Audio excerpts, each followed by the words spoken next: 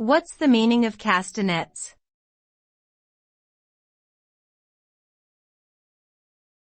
Castanets.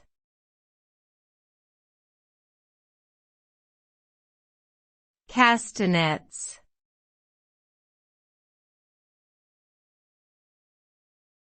Castanets.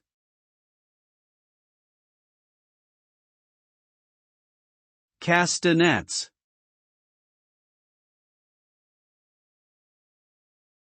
Castanets are percussion instruments consisting of two small, concave shells made of wood or plastic.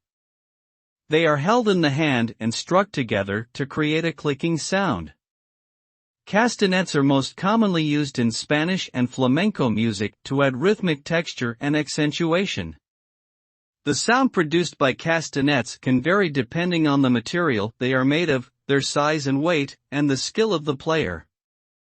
They are an integral part of the traditional Spanish dance and music culture, and have become popular in many other parts of the world.